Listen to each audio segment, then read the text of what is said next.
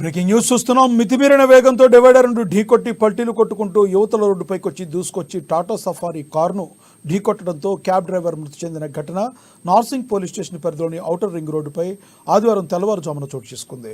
రాజేందర్ నగర్ ప్రాంతానికి చెందిన ఆనంద్ కాంబ్లే అనే క్యాబ్ డ్రైవర్ శంషాబాద్ నుంచి గచ్చిబౌలి వైపు వెళుతుండగా అవతలి రోడ్లో వెళుతున్న మరో కారు అతివేగంగా వచ్చి పల్టీలు కొట్టుకుంటూ క్యాబ్ను ఢీకొట్టింది. ఈ ప్రమాదంలో క్యాబ్ డ్రైవర్ మృతి చెందగా కారు నుజ్జైపోయింది. క్యాబ్లో ప్రయాణిస్తున్న డ్రైవర్ మృతితో పాటు టాటా సఫారీ కారులో ప్రయాణిస్తున్న 5 మందికి తీవ్రంగా గాయాలయ్యాయి. విషయాన్ని గమనించిన స్థానికులు హుటాహుటిన ఆసుపత్రికి తరలించారు. అతివేగంతోనే ఈ ప్రమాదం చోటు చేసుకుందని స్థానికులు తెలిపారు. శంషాబాద్ ఎయిర్పోర్ట్ నుంచి గచ్చిబౌలి వెళ్తున్న టాటా జైల్లో కారు నార్సింగి వద్దకు రాగానే అదుపు తప్పి డివైడర్ను ఢీకొట్టుకుని పల్టీలు కొట్టిందని తెలిపారు. ఈ మేరకు నార్సింగి పోలీసులు కేసు నమోదు చేసుకుని దర్యాప్తు చేస్తున్నారు.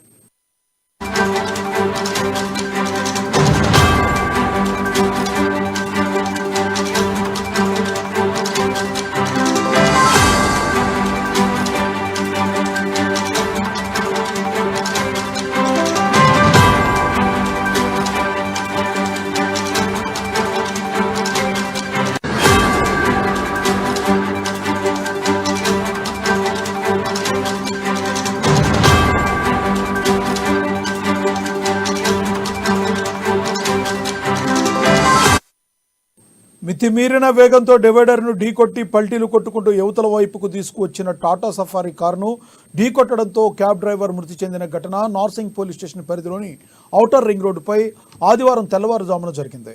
రాజేందర్ నగర్ ప్రాంతానికి చెందిన ఆనంద్ కాంబ్లే అనే క్యాబ్ డ్రైవర్ శంషాబాద్ నుంచి గచ్చిబౌలి వైపు వెళుతుండగా అవతలి రోడ్లో వెళ్తున్న మరో కారు అతివేగంగా వచ్చి పల్టీలు కొట్టుకుంటూ క్యాబ్ను ఢీకొట్టింది.